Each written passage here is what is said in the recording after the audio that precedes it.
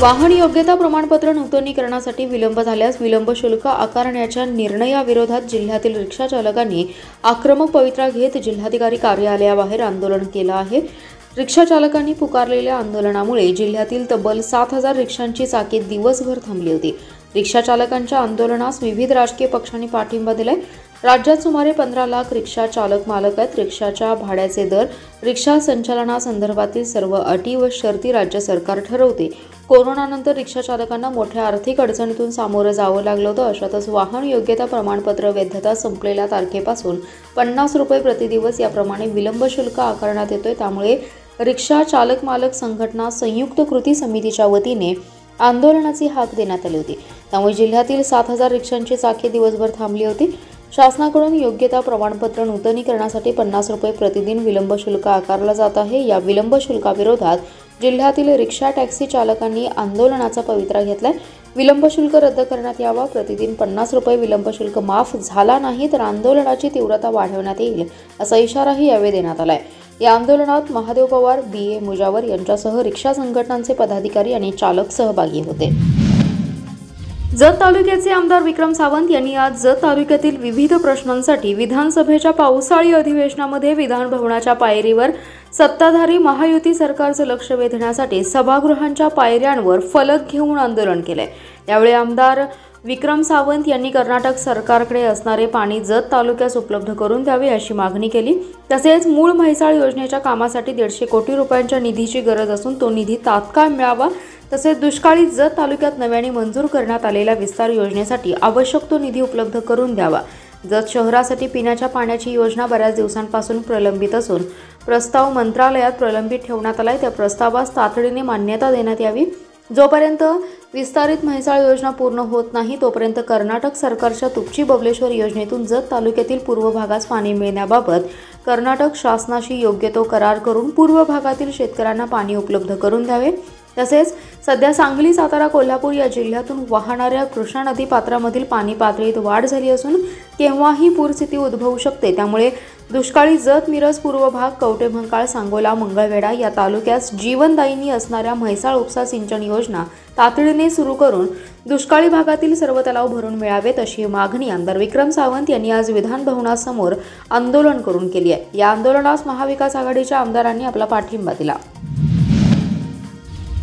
आता विधानसभा निवडणुका तोंडावर आल्या आहेत, त्यामुळे सावध रहा, दक्ष रहा, कारण सत्ताधारी मंडळी आता आपणास आकाशातील चंद्रतारे सुद्धा तोडून आणून देण्याचं आश्वासन देतील असा उपरोधात्मक टोला राष्ट्रवादी काँग्रेस शरदचंद्र पवार पक्षाचे प्रदेशाध्यक्ष जयंत पाटील यांनी कवठेपिराण येथील समारंभात बोलताना दिलाय। आपल्या संस्थेचा कारभार पारदर्शी असेल तर कोणत्याही चौकशीनंतर कोणाच्या दारात उभा राहण्याची गरज लागत नाही असंही त्यांनी सांगितलं। जयंत पाटील यांच्या हस्ते सांगलवाडी ते सावळवाडी या 11 कोटी 36 लाख रुपयांच्या रस्त्याच्या कामाचं भूमिपूजन करून गावातील 3 विकास कामांचे लोकार्पण करण्यात आलं। यावेळी स्वराज्य ग्रामीण बिगर शेती सहकारी पतसंस्थेचं उद्घाटन करण्यात आले। या प्रसंगी राजाराम बापू सहकारी बँकेचे अध्यक्ष प्राध्यापक शामराव पाटील, उपाध्यक्ष विजयराव यादव, आनंदराव नलवडे, सांगलीचे संजय बजाज, स्वराज्य पतसंस्थेचे संस्थापक युवा उद्योजक सचिन पाटील, पतसंस्थेचे अध्यक्ष सतीश पाटील, उपाध्यक्ष प्रकाश जाधव, उद्योजक भालचंद्र पाटील, सुरेश पाटील, माजी सभापती दत्तात्रय पाटील, श्रीबाळ वडगावे प्रामुख्याने उपस्थित होते। जयंत पाटील म्हणाले की सांगली जिल्ह्यात 32 सहकारी बँका असून त्यातील 18 बँका चांगल्या चालल्या आहेत, काही बँका विलीन झाल्या आहेत। राष्ट्रीयकृत बँकेतील पैसे आता सहकारी बँकांकडे वळत आहेत। सध्या सर्वच क्षेत्रात तीव्र स्पर्धा असून ग्राहकांना तत्पर नम्र सेवा देत त्यांचा विश्वास संपादन करा असं आवाहन केलं।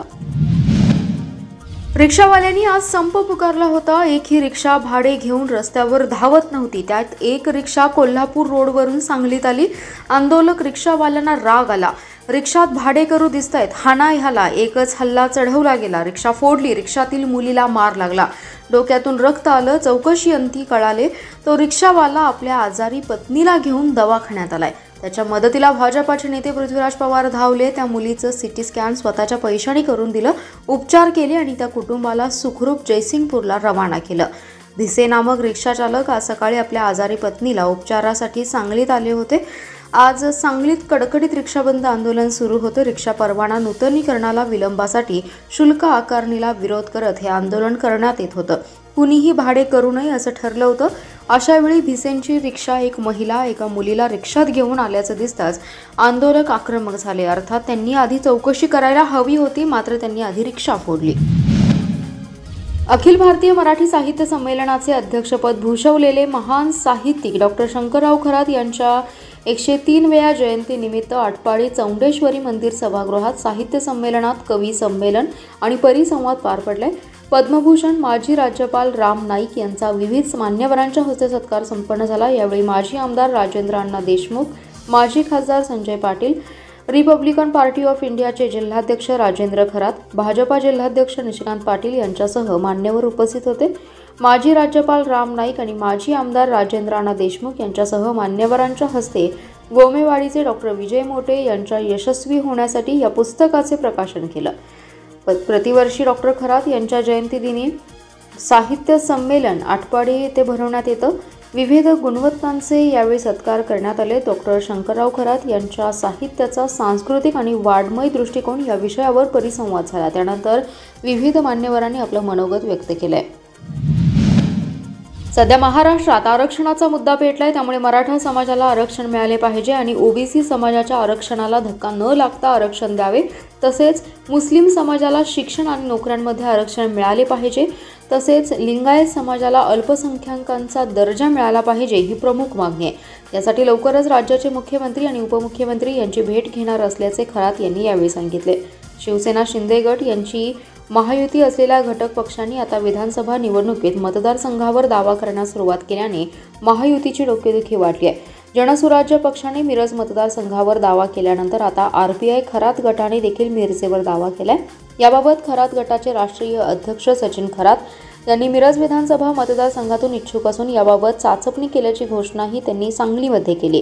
Republican party of India Sachin Kharat गट पक्षाचे राष्ट्रीय अध्यक्ष सचिन खरात सांगली दौऱ्यावर आले होते। यावेळी त्यांनी पत्रकारांशी संवाद केलाय।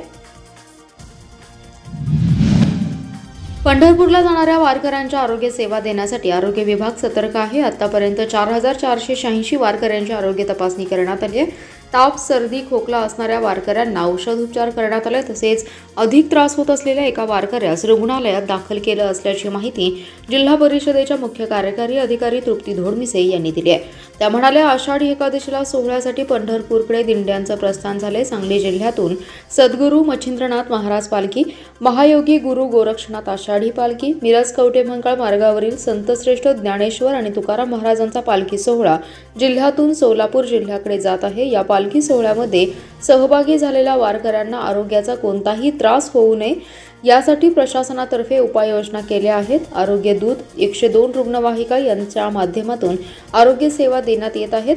औषधांचा फिरता आपला दवाखाना पालखी मुक्कामाच्या ठिकाणी आरोग्य सेवा देत आहे।